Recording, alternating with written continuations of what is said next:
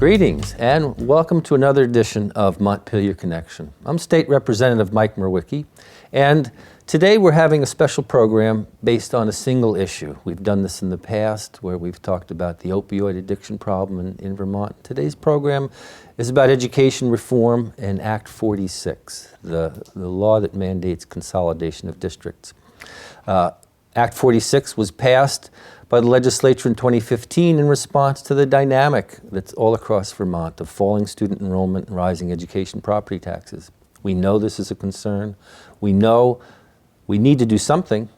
One of the concerns I have, though, is that Act 46 hopes to accomplish this, but by what I call a one-size-fits-all. And what I think some of us are saying is one-size-fits-all doesn't fit for Vermont.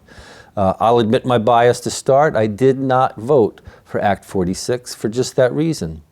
The premise that this will enhance educational equity and save money hasn't played out in states where consolidation has been enacted. I feel we would do well to expand the process right now, take our time, and carefully consider all of the options that we have in front of us, including getting to the place of saying, we already serve our children well. I don't know that we need to throw the baby and the bathwater out on this one. The current local Act 46 study group has made a decision early on to proceed with the accelerated merger, and what I'm saying is to take your foot off the accelerator. Let's slow this down. Let's get a diversity of thought into this, and the reason we're here today is we have some other viewpoints here that we'd like to share. And we have a group of people from all over the county who have, they're in different supervisory unions. They're looking at this from a little different perspective, but I think it's important that we talk to all of them. I'm going to introduce you as we go along here.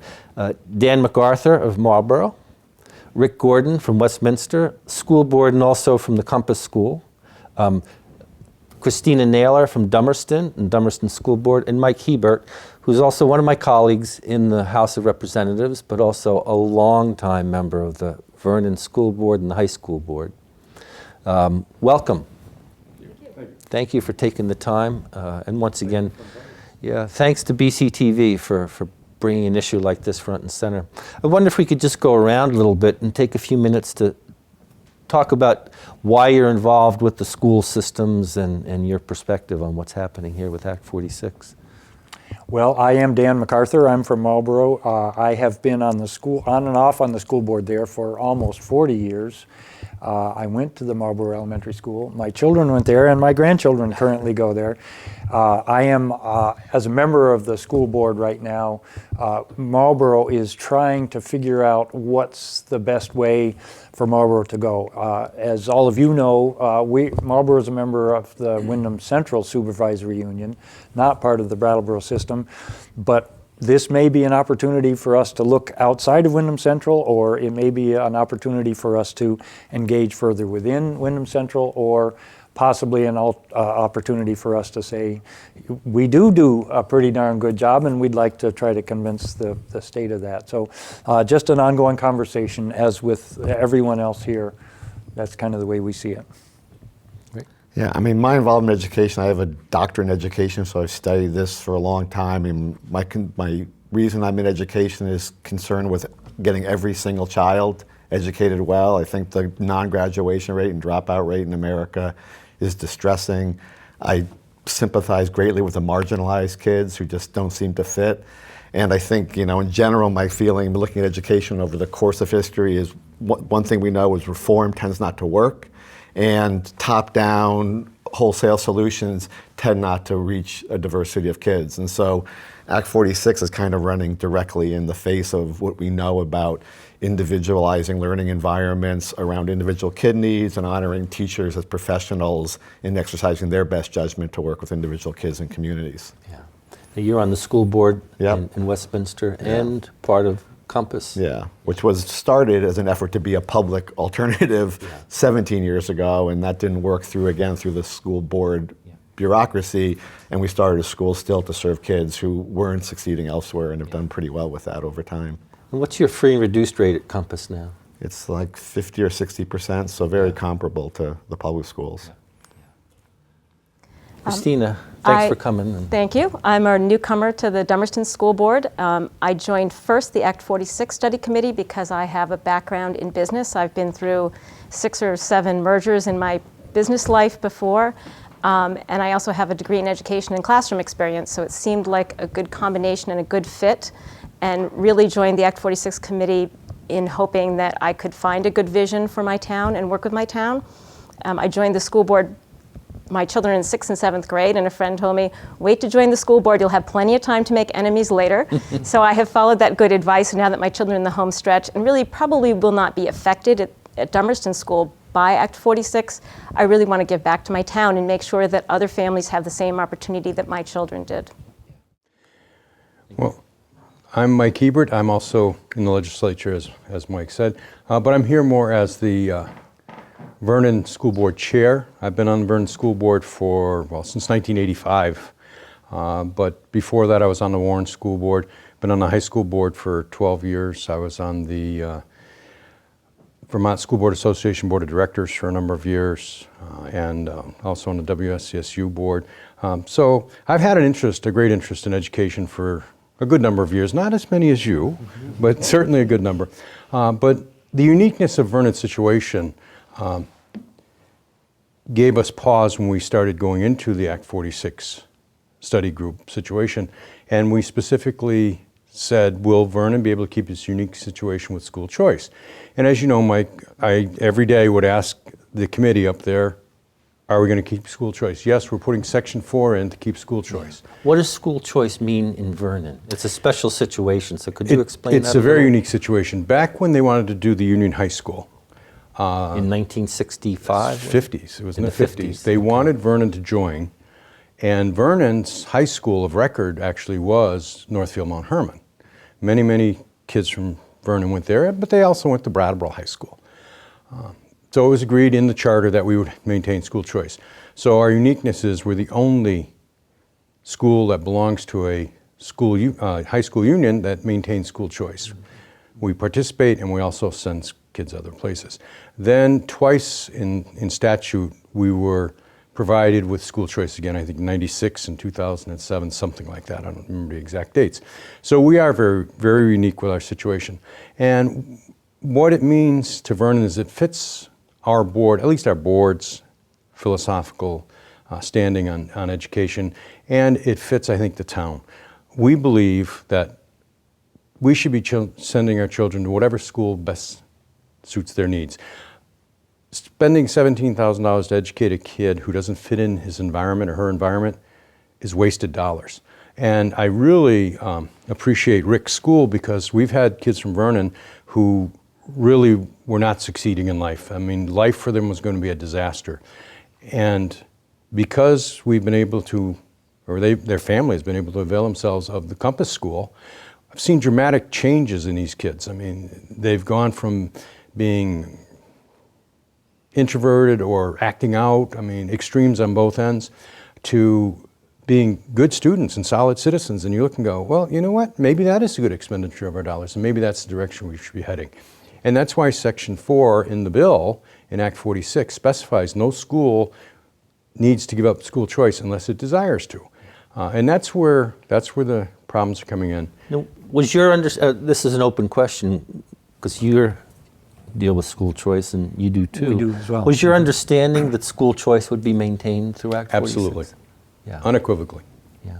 Is that what It states that right in it. However, I think everybody's aware of the fact that if you haven't crossed your T's and dotted your I's, it looks like a merger could come along at the end.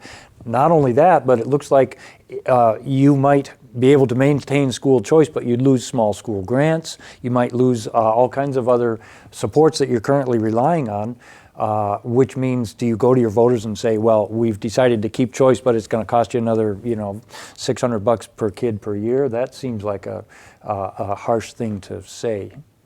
We promised you'd keep your choice, but it's going to cost you all these small grants. Right, and one of the things that's happening is we're hearing that towns have given up school choice on their own. They've chosen these mergers.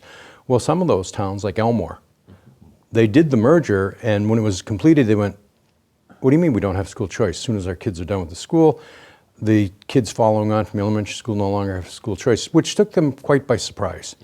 And I think that's what's happening with people. They get into the merger, and Mike and I have discussed this a couple of times, that we agree that there is a good solution, and we may be able to find it within the WSCSU or by expanding our borders a little bit.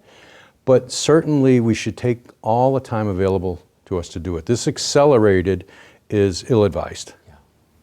Now, Rick, Westminster, again, a little different than the other schools, but I think that's the way Vermont lays out.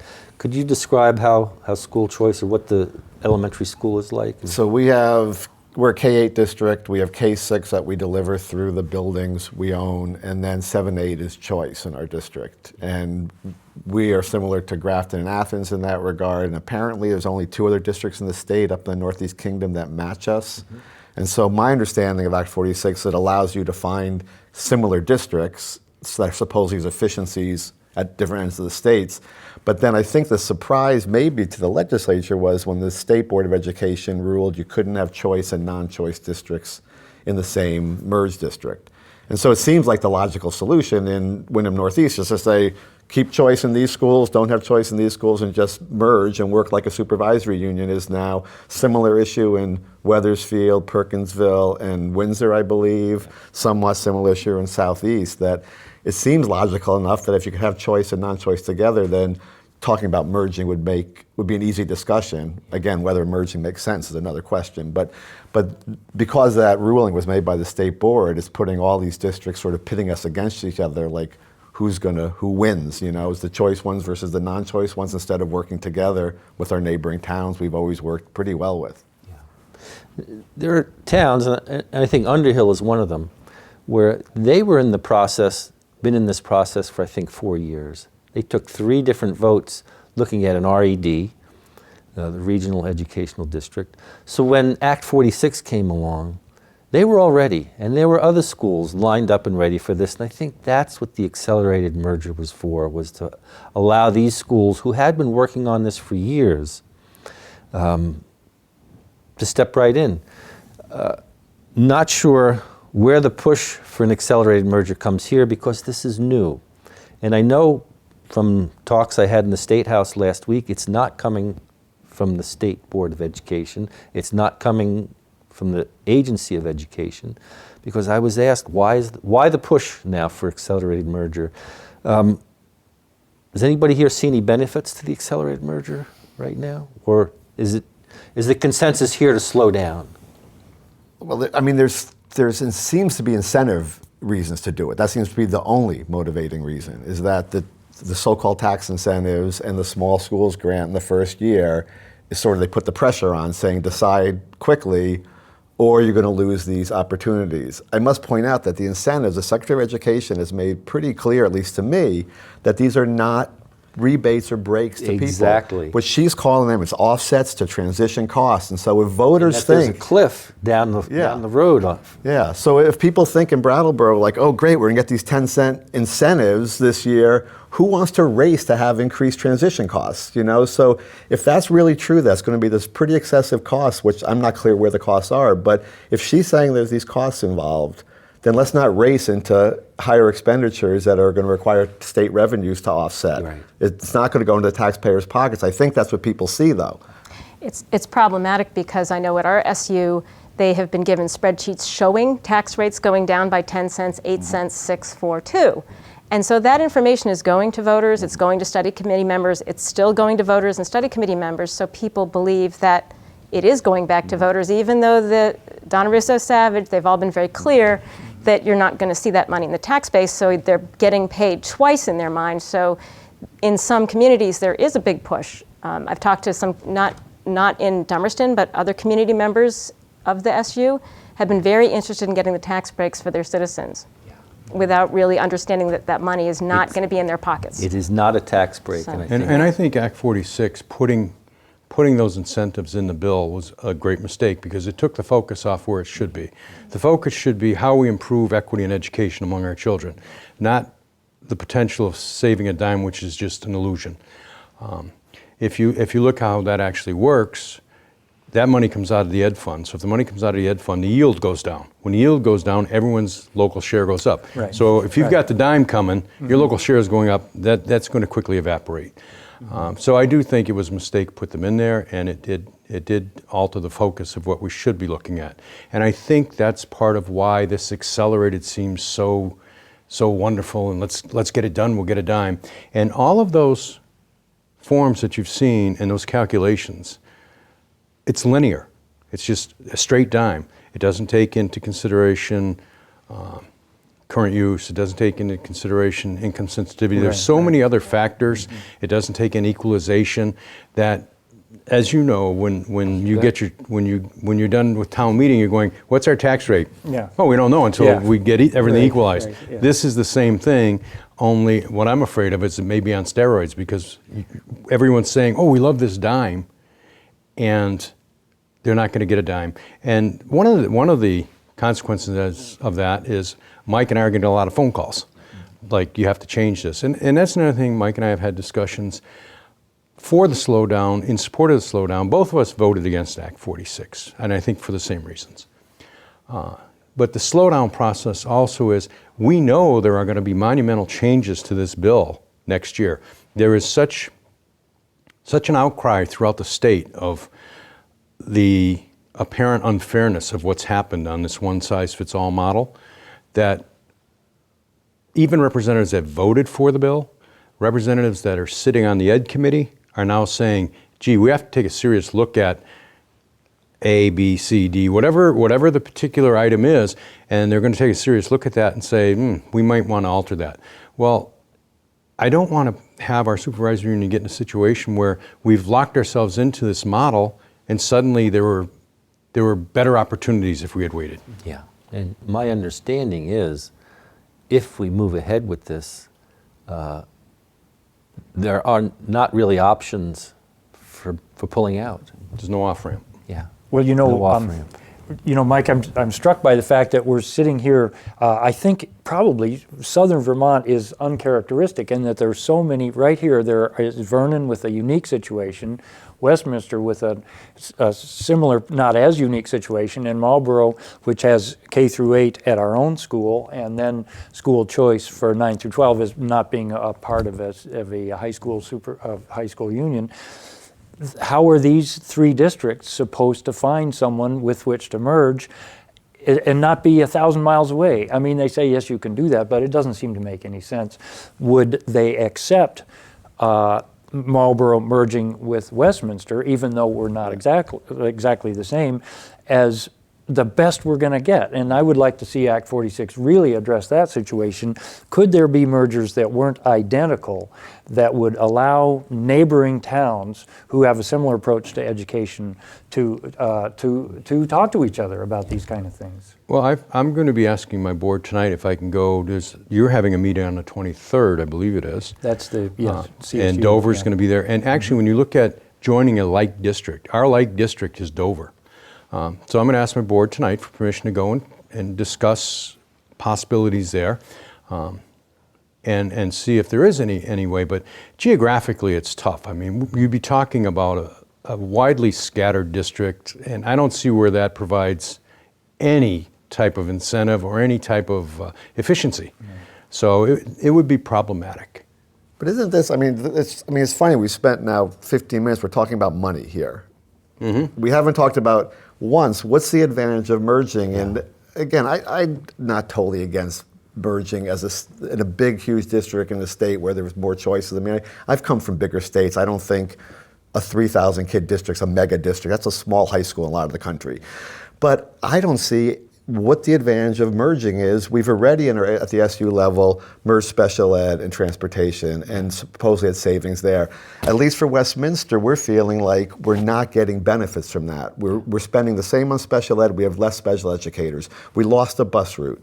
And what I'm really concerned about, I'm learning more and more, is the shoulder shrug version of school boardness, which, and I don't know the last time any of your boards have thanked the legislature for mandates you sent us down. But we feel, I mean, as a school board member, we feel like the federal government told us we had to do this. We're like, oh, we shrug our shoulders, we have to do it. There's state policy comes down, we shrug our shoulders, we have to do it. Now the new thing is going to be have the new merged district policy. School boards are just going to be like, oh, well, we lost a bus route. Oh, why? And we'll get an explanation, and we're not going to be able to do anything about it. We're going to lose a special educator. Shrug your shoulders, because you don't have much say anymore. Well, more dramatic than that is your school boards will cease to exist. Yeah. So what'll happen, and in the legislature, I represent Guilford and Vernon, and I'm very concerned with what's happening to Vernon, but I'm also extremely concerned with what's happening with Guilford, and I'd like to meet with their board, because one of the issues I'm concerned with is school closure. Yeah. And Guilford's having its struggles, aren't It's they? Guilford's having its struggles. But if you look at what's transpired in their town, they were having their struggles with the middle school. Mm-hmm. And they saw it to be a benefit to them to send their kids To BAMS. Mm-hmm. And that's exactly what they did. They voted to do that. It isn't some other group of people saying you are going to do that. So one of the changes I would like to see in Act 46 is, or even in the Articles of Agreement, which I think it's allowed, is that Guilford needs to make an affirmative vote to close their school. Mm-hmm. And they're intelligent people. It's a great community. And I see no reason to be afraid that if they saw opportunities for their children, they wouldn't take those opportunities. They did with the 7th and 8th grade.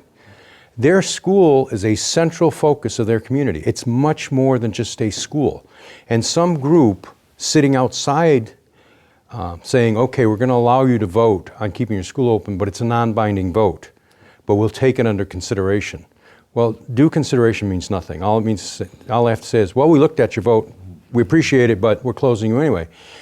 But for those of us who live in rural communities, you need to understand that these schools are central to the fiber of the town. And I think it would be a tragedy to close Guilford School without the Guilford people being able to say yes or no for real, not some artificial vote. Schools are the community centers. Now, in Dummerston, I represent Putney, Dummerston, and Westminster, and there's great similarities. The schools are community centers there. Have you been hearing a great hue and cry from the people of Dummerston that kids are not being well served? No, Dummerston's one of the top performing schools in the state, and I've heard a hue and cry from people in town. There's a petition, about 190 people have signed a petition to slow this down, that they support the school. They don't want the dime. They believe it's their moral imperative to keep a strong school and support a strong school. There has never been a vote against a budget in the 12 town meetings I've gone to since I was a Dummerston resident. So our concerns are very different. Part of the problem is we are on a study committee where Brattleboro has 5 votes and Dummerston has 1 vote.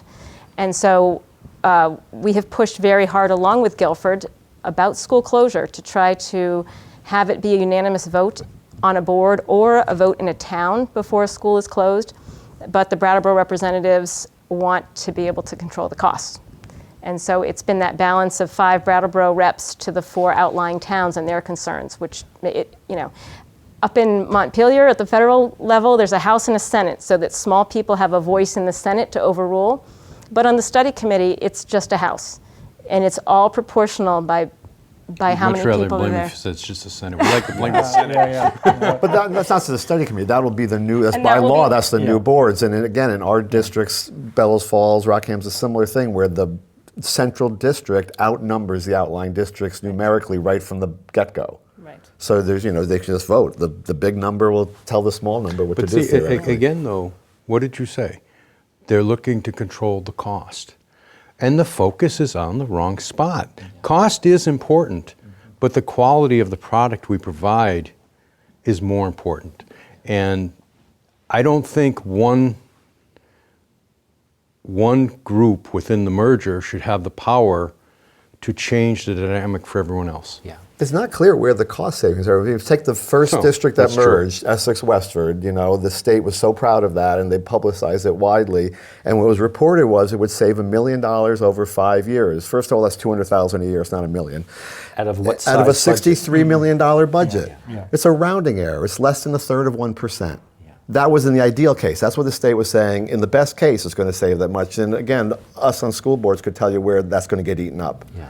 And so it's not necessarily a cost savings. It's certainly not a control and local, input of quality savings. So it's hard to see what exactly the advantages of merging are, except to merge because the state's telling us to. And even that, the Secretary of Education has said to me, they will not force you to merge. So what we're hearing from boards that are merging is two things. One, let's jump on the tax incentive while we can. And two, let's do it to ourselves before they do it to us. And with the Secretary of Education saying, we're not going to do it to you, and the incentives are not really incentives. So the two drivers that we're hearing from merged districts are not really drivers. Yeah. And what I also heard when Secretary Holcomb came to Putney was not to focus on the money, to focus on the children, because the districts that focused on the money were the ones that went off the rails. So again, I think we're looking at this, again, focusing on money.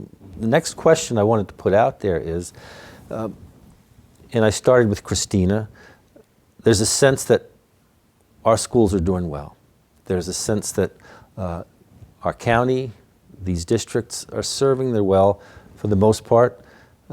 Taxpayers pass budgets every year, and I think that shows they feel like they're getting value. If there are improvements to be made, Rick, you're a doctor in education. Where's the low-hanging fruit there, or are we doing it already? There's not a lot of low-hanging fruit, I'll tell you that much.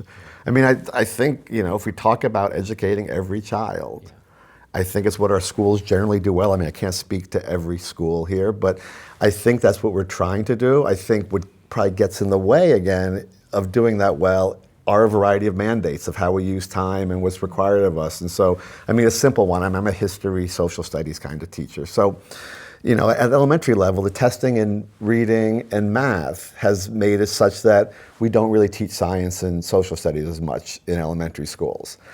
So, I mean, there's an area where, I wish there was more of that. I understand, we're doing, but the ability to be flexible and responsive to individual kids and families at the local school level is where we need to be successful. Yeah.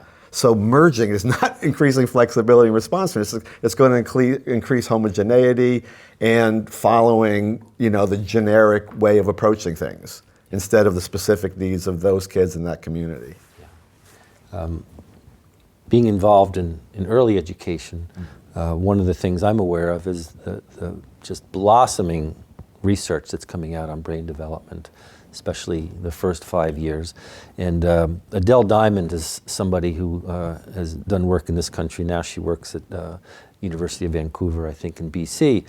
And what she talks about is the necessity of kids having free time in the arts to help develop the prefrontal cortex and the executive functions there so that later on they can do science and math, and that's why they need art, that's why they need the social interactions, that's where the synapses are exploding. And in your schools, do you think you're getting enough of that? Do you have music, art?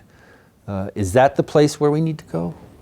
Well, I was going to say, in response to something somebody said a few minutes ago, Mike, that we actually, in Marlboro, the first thing we did was put out a survey, and it was sent to all of the registered voters in the town of Marlboro to try to get their feedback on this before we made any decisions, and we've just gotten those results. We got about 28% response, which we thought was pretty good for a small community survey.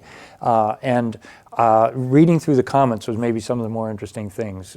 Yes, everybody had to say that they felt like we should, send the 7th and 8th grade away or keep them here. But what were the comments? I think we got, a few percent comment saying, I'd like to see my property taxes lowered.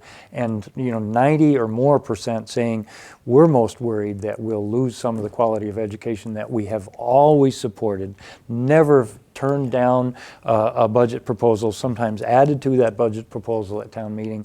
So that's a huge concern for the people, I represent, as a school board member, only the people who live in the town that I am the school board member in. There are other towns around here who don't take the same approach. Is it I can understand the legislature's responsibility to try to say, okay, we need to look at equity, but does that mean that I should approach it any differently? I don't think so. I need to stand behind the people who have elected me to be a school board member in my town.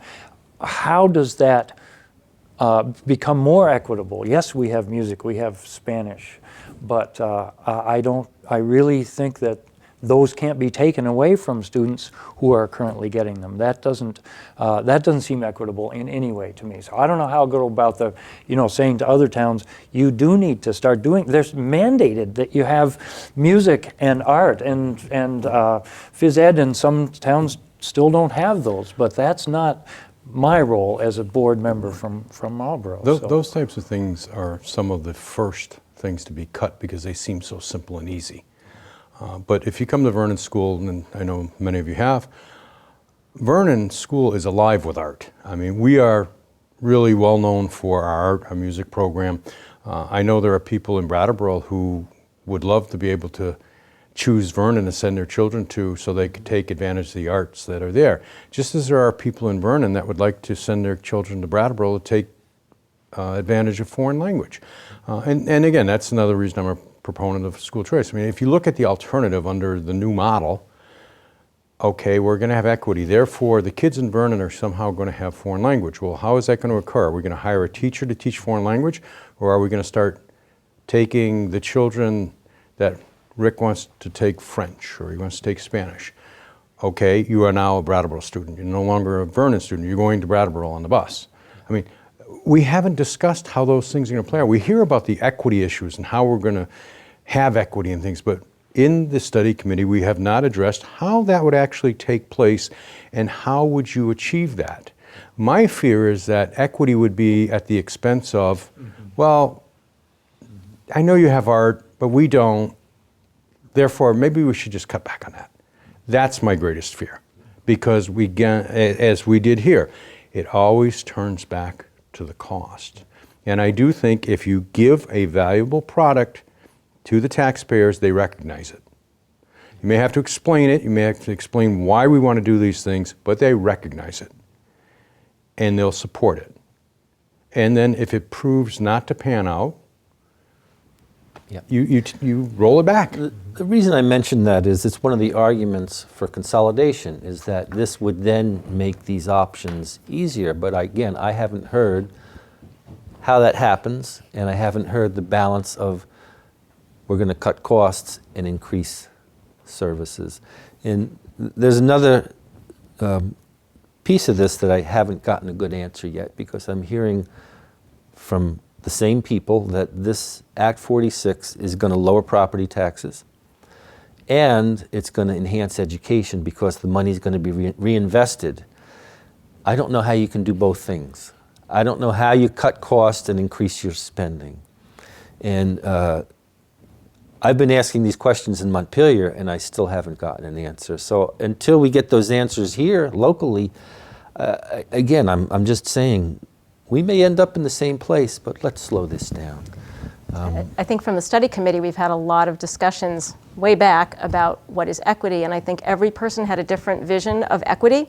For people in Dummerston, equity was, we're finally going to get foreign language. Yeah. For people who are struggling with reading levels in their school and standardized tests, for them it's, I'm going to have Dummerston standardized test scores.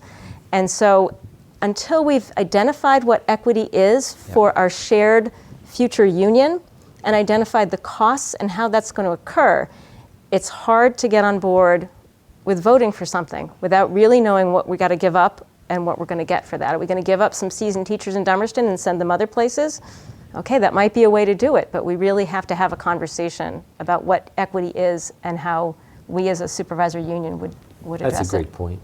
I mean, equity is a nice word to throw around. Certainly no one's against equity, but it's pretty intellectual thing to wrap your head around. Equity and equality are very different things. I think the secretary's been using the word instead of equality.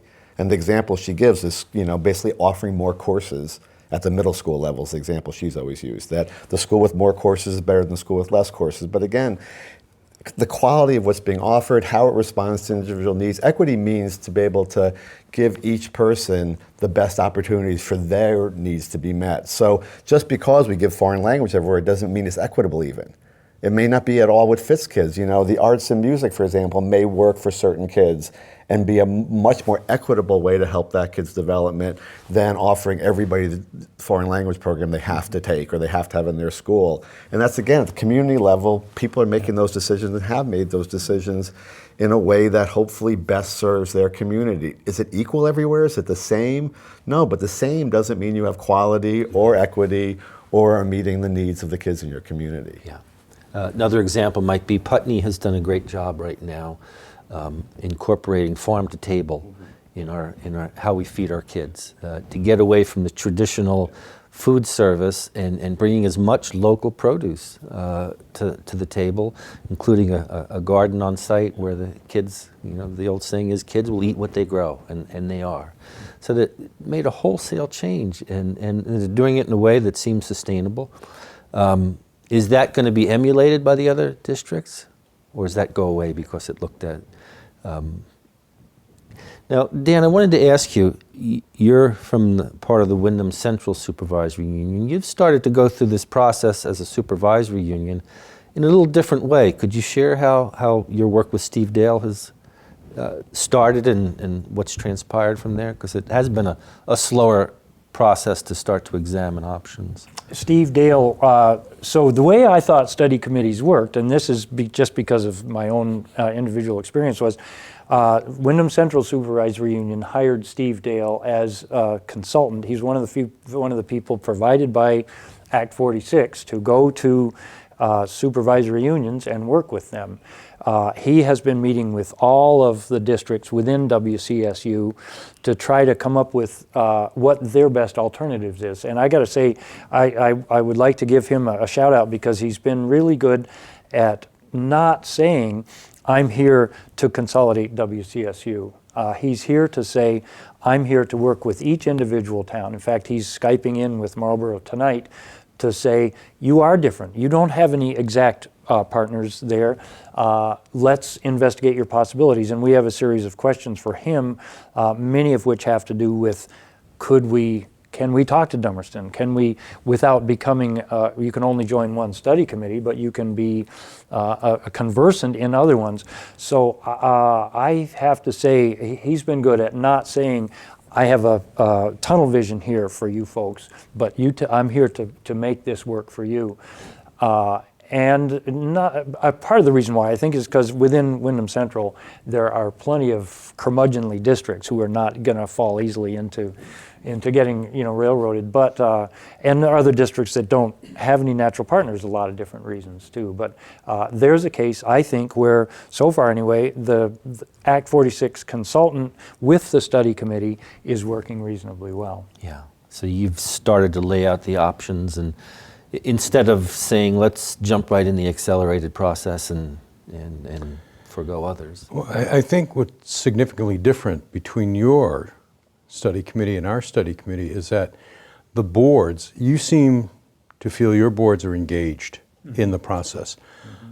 Our boards have been excluded from the process, and that's exactly the way Vernon feels, certainly. I won't speak for all the other boards, but certainly Vernon feels we've been excluded from the process.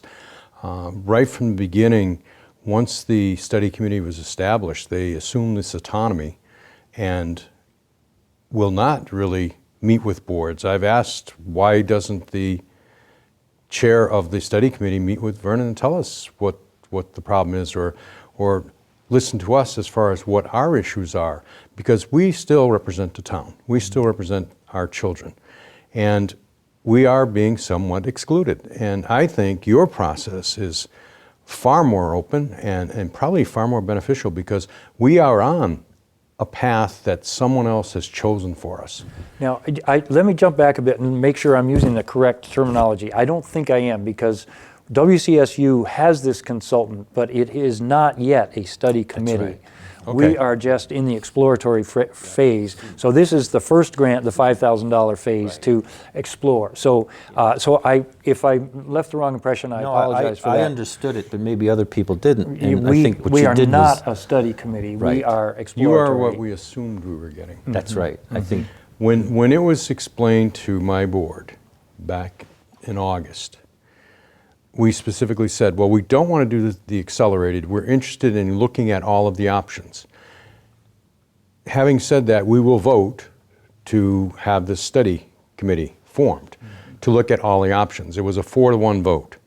And the one person that voted against it was my wife, and she reminds me of that constantly. But that's okay. It really was, I think, in talking to other boards, and not only in our area, but we had a forum back in April. April 7th, we had a forum, invited people from all over the state to come to the State House and talk with a group of representatives. And we said to them, what are your issues? And it's a very similar story throughout the state. People thought they were getting one thing, and they received something far different. You know, if you were going to go to a car dealer or to a store and that happened, that's bait and switch. It's against the law. I mean, and this is how people are feeling. We've been hoodwinked to some extent, and we're very uncomfortable with that. Well, again, you know, for the voters, I mean, I think they need to understand that there's regular lay people's words for things, and there's what the law says. And so study committee, I think we all felt like, great, let's study, you know, let's get together with other boards. It's really worth talking to other boards. It's a nice opportunity. But the law stipulated very clearly what the charge of the study committee and the configuration of the study committee was, and it was specifically to design a merger and either decide to move in that direction or decide that's not going to work for you. So it wasn't an open chance to discuss and study.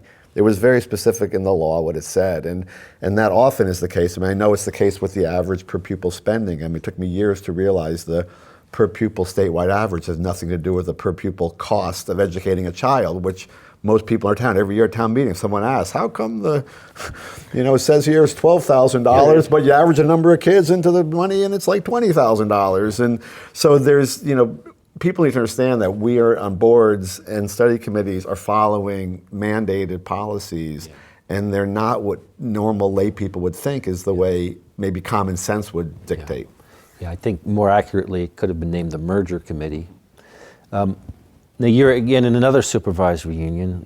What's the process that's going on there? Well, I'm not on the committee, so I'm only hearing it secondhand, reporting at boards. My understanding is the one thing they've agreed to is not to rush. Yeah. That was the only decision they've made so far. They all know we have a really difficult kind of configuration between towns that don't have 7th and 8th grade and have tuitioning, and Rockingham, which is a larger town, which has a middle school that they just invested $13 million in rebuilding. And so, you know, the natural challenge there. We have a really good supervisory union that's worked together well, and we've consolidated again around special ed and busing pretty successfully. Again, I think there's some shortcomings at the local district level.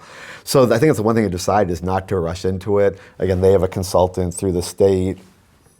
I think the guy seems, you know, like a good person, but I think partly, again, they came through the state, you know, so his job is to kind of articulate the law and the limitations therein. And so they've been doing this week, today I think, actually, and tomorrow there's community forums, one in Westminster tomorrow night, I believe. They had ones last week in Grafton, Athens, where this consultant has been explaining the law and where the path it leads to, or the paths it can lead to. But again, it's pretty clear, it's pretty limited by the law what you can do. And like Dan's idea of unlike districts merging, it clearly says in the law, the preferred merger structure is only these, and in fact, the K is K8, K6. It doesn't even allow, if we want to say we're going to be a K6 with 7-8 choice, that's not even allowed legally, even though that's what we have.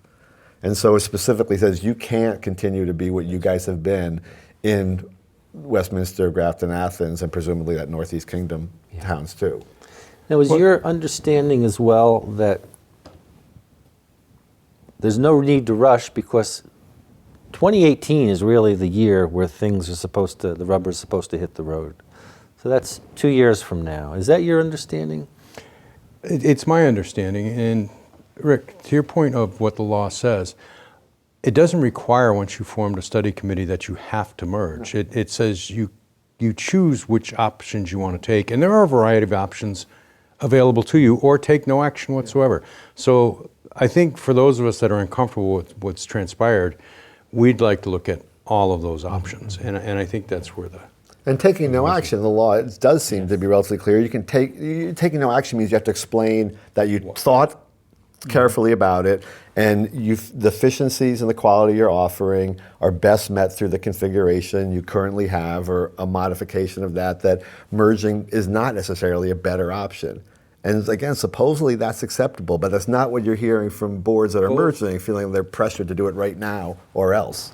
Both Mike and I have explored that question and have been reassured that the supervisory unions that are doing very well, and ours is recognized as one of the best. We have common contract, common curriculum. We have everything. We've consolidated just about everything you can. So to come up with new levels of efficiency that couldn't be done within our own structure, you'd be hard pressed to find them. I mean, we've shared teachers. We've done numerous things that this new merger would do.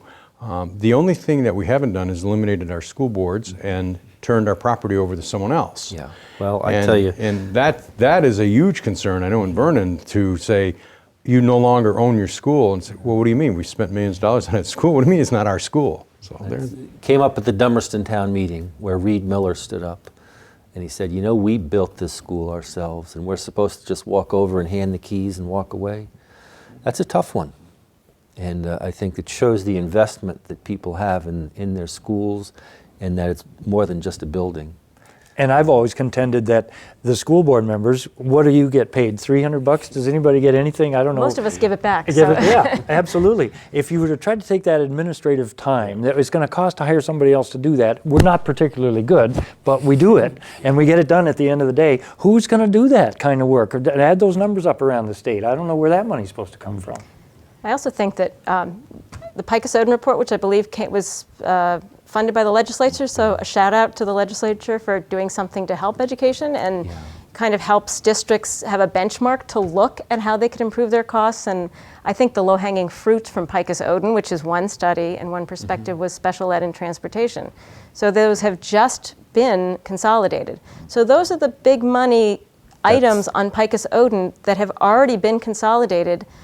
Why aren't we taking a little time to see how that flushes out, learn from that, learn from the districts that have merged, see what happens to their budgets, what happens to their equity, and take our time and see if it works here, because we're already quite consolidated in the WSCSU anyway.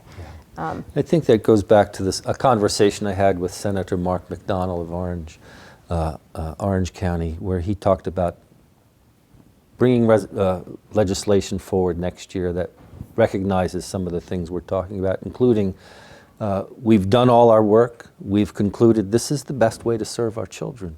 And I think it also highlights that there's a lot of energy out there to continue to try to make this better. I don't think Act 46 is going to go away, but I think it's going to continue to evolve. And it's another reason why I suggest we try and slow this process down, because we don't understand a lot of what's happening now, and that's not the time to jump into the water. You know, I agree with you. I don't think it will be repealed. I don't think it should. I think it had some great intent and was heading in a good direction. But I do know that structurally our government is going to change dramatically. The legislature, both bodies are going to have new leadership. You're going to have a new lieutenant governor. You're going to have a new governor. And in all likelihood, you'll have a new Secretary of Education. And with Senator McDonald and others and people in the House that have recognized we need to change this, it will not go away, but it'll certainly be modified a good deal, because all the questions and all the concerns that are being raised now, actually, this has actually been a good process because all these concerns have come up. So if everybody would just take a step back, catch your breath, we've recognized a number of issues and enough number of problems with how we do this process that we're going to address them in the legislature. Let's be prepared for participating in that process and saying, you know, for Windham Southeast, we would really like the legislature to take a look at you guys doing a great job. We recognize that. Continue to do a great job. And in some other areas that are not or having difficulties, assist them in coming up with something that works best for them. But we've got to take out of the conversation to some degree the emphasis on just the money. And that's what the conversation's been mainly about, is the money. And we've got to focus back onto our students.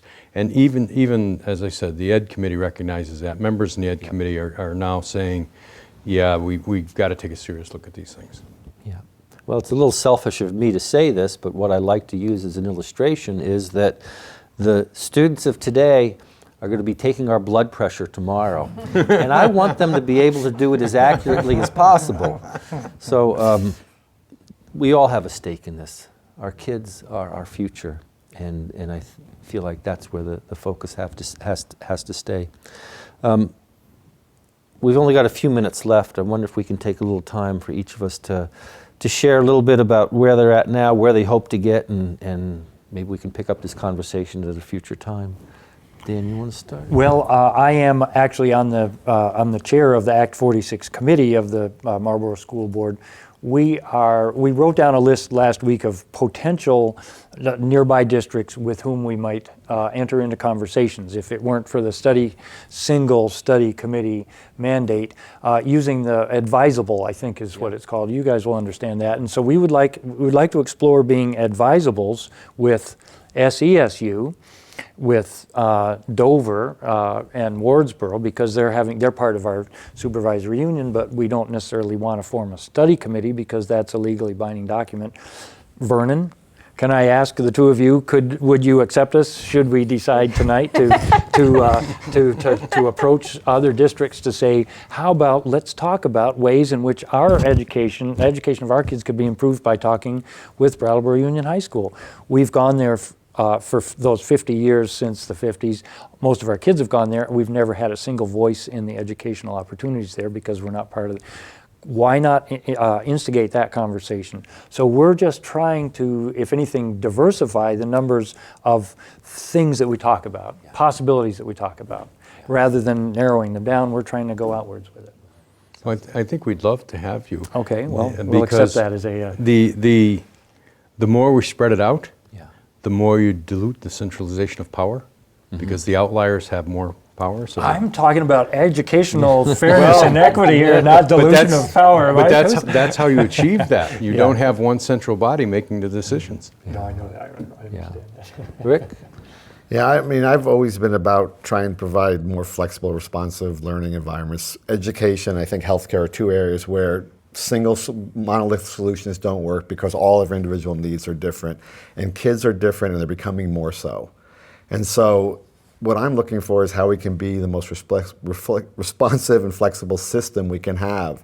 And Vermont's unique. I mean, first of all, Vermont, I often say, I think lots of us do, if we can't do it in Vermont, nobody can do it. We've had this long history of kind of a weird educational configuration between the academies, the tech schools, choice in towns, a huge number of independent schools that often serve kids from very difficult circumstances and diverse backgrounds, and our various public schools and how they're configured. And we've always done well on national results, and certainly at a local level, we feel like we've done well. We had an opportunity, I think, when we looked at this change to do some really creative things of saying, how can we leverage the resources we have and the diversity of educational options we already have existing in the state that are doing so well for so many kids? And instead, it feels like the law went backwards and said, let's do the simplest thing possible. Let's talk about keeping our buildings as our main thing. How do we keep the public school buildings intact? And things like educational quality, individual student needs, best way to educate the most kids and give every kid opportunities was not what was discussed. And so, I'm looking for ways of, using this opportunity to say we need to look differently at education in Vermont, but we're already doing it with a whole lot of diversity. Let's promote that and use the resources we have the best way we can. Thanks, Rick.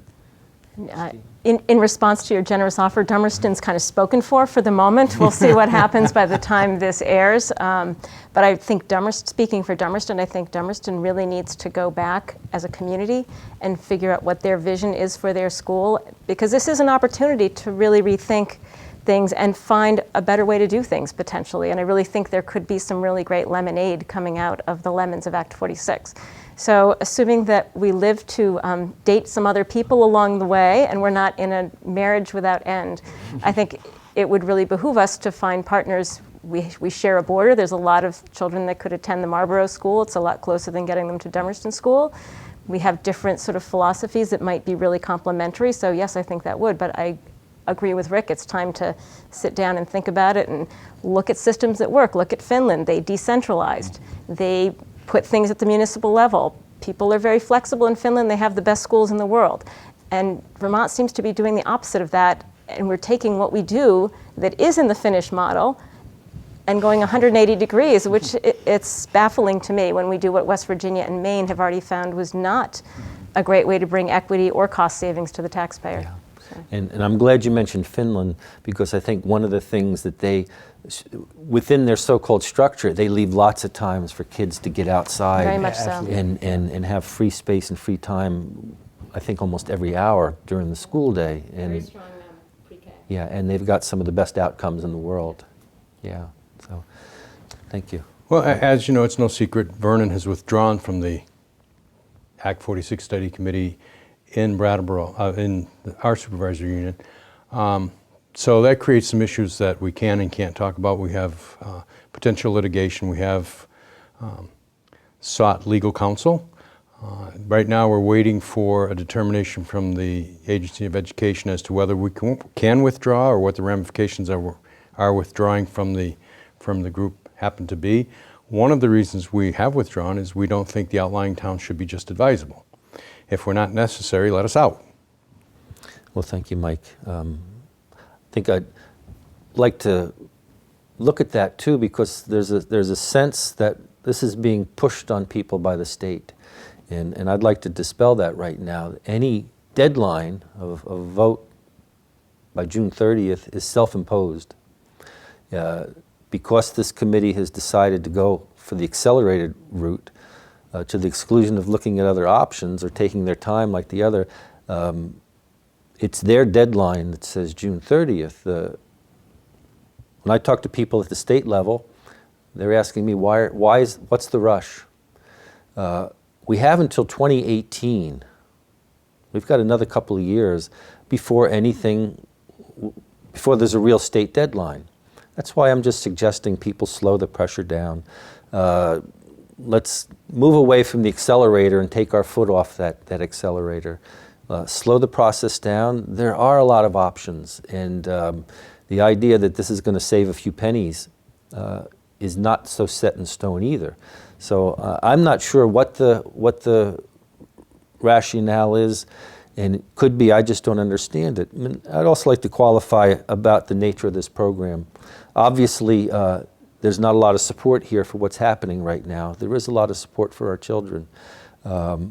We put this together because there's a sense that there isn't a lot of opportunity within the process that's happening now in WSESU for other opinions to come forward because of the decision to move forward with the accelerated version. I understand we disagree, so this is the option we've taken to try and get some other opinions out there, to look at what other supervisory unions are doing, to see what other towns are doing, because there are a lot of options.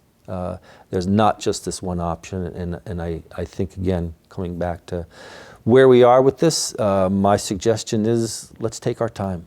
And I want to thank you all again for coming down here, taking some more of your time out of your day, and for all the work you've been doing for our children.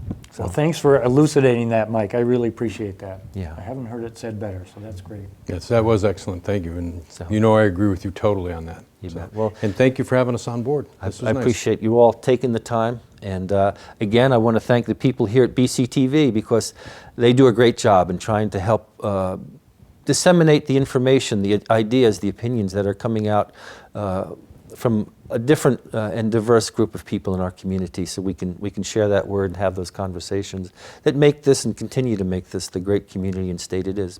So thanks to BCTV, and thanks to you. Until next time, this is Mike Mrowicki. Bye-bye now.